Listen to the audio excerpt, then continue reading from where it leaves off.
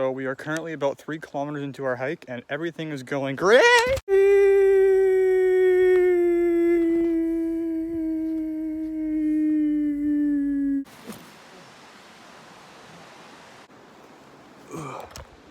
Ouch. Well, it looks to me that we are in the middle of absolute nowhere now. And there's definitely no way I'm getting up that big cliff.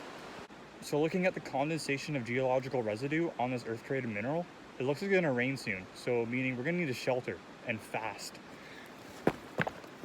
A shelter is the most important thing that you must obtain in the early stages of backpacking. This is because it will protect you from all the dangerous elements in the outdoors.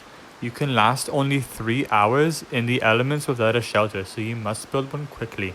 Also, you do not want to get cold because that would suck. So when finding a great spot to set up your tent, you want to look for a few key factors. Number 1, you want a flat terrain so your tent can rest nicely on the ground. So something like this is going to absolutely suck because it's covered in rocks. So see, somewhere like that is where you want to be, on the other side of the river. Because the ground's flatter over there. Obviously, that's how my luck goes. Another thing to look for is having very little wildlife on your area. Something like this is not good because you don't want to wreck the wildlife, and also it's pretty uncomfortable to sleep on. Okay, so like I know I just said we're not supposed to stay here because of the bushes, but for the sake of this video, I don't want to cross the river, so we're gonna stay here. So now that we have our perfectly flat, uncovered area, we want to look for a water source. A water source is very important because you won't get thirsty. And look at us, we have a water source right here. So we can go down here and get us some water. Having a water source near your camp is very important because when you get thirsty, you need to drink water or else you will get dehydrated, which is not good when you're in the outdoors. So now that we have our perfect spot, we can set up our tent. Also, side note, make sure before you leave, you know how to set up your tent. Because if you're missing pieces or you don't know how it works, you're kind of screwed.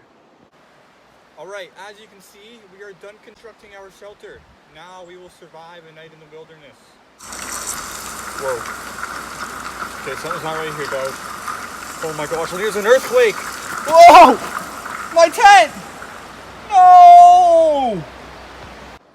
Since we no longer have a shelter, we are now exposed to all the crucial elements of the outdoors. So like hypothermia, wildlife, anything like that. So what we are going to want to look for are things like trees or any other land points that can help us survive.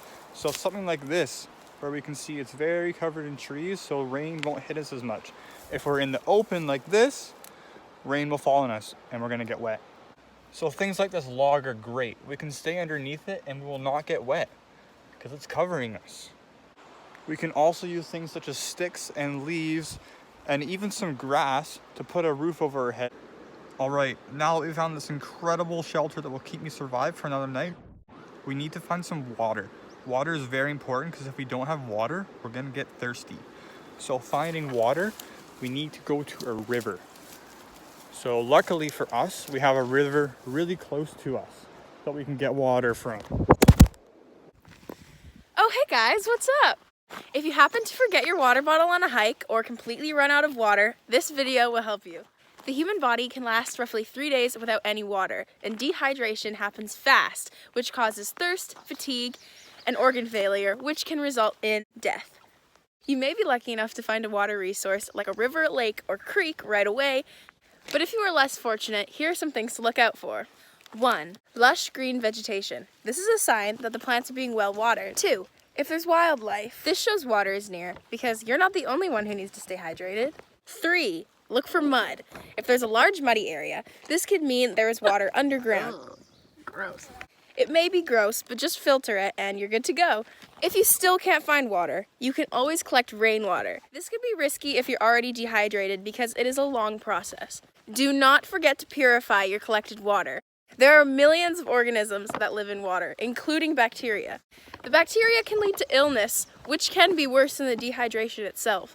So boil your water to kill the bacteria. You can do this by building a fire, but it's not my job to teach you how to do that. Whoa! Dude, what are you doing here? Oh, hey, wait, what project are we doing?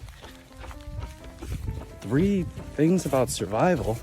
Oh, right, I'm doing food. What's going on, guys? So today we're just going to be making this is a simple ramen recipe that I just learned online, and I thought this would be a good recipe to do while camping because it's minimal ingredients and it's not much to it. But the first thing you're gonna do is take all the packaging out, get it all set up, and then first thing we're gonna do is get the water prepared. And what you're gonna do is you're gonna fill it to the line, just right under the labeling. And the easiest way to do that is just to pour water into the bag where the noodles came from. And what you're gonna do is fill it 3/4 way. It's all filled up, you're just gonna pour it into the pot. And next thing you're gonna do is you're gonna put in the flavor packs. You're gonna put in the spicy flavor packs and the vegetables. And next thing you do is just put it on maximum fire and wait till it boils. So once the water is boiling, you're gonna add the noodles. And to make the noodles extra crispy, I guess, you just want to pick up the noodles once occasionally so it breathes in the air.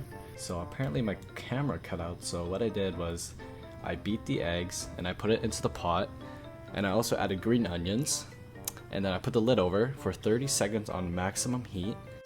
And after 30 seconds, you have this delicious ramyun noodles that serve 2 people. It's quite simple and there's not much to it, but it's really delicious. And you could, on cold nights, you could definitely eat this and be full right after.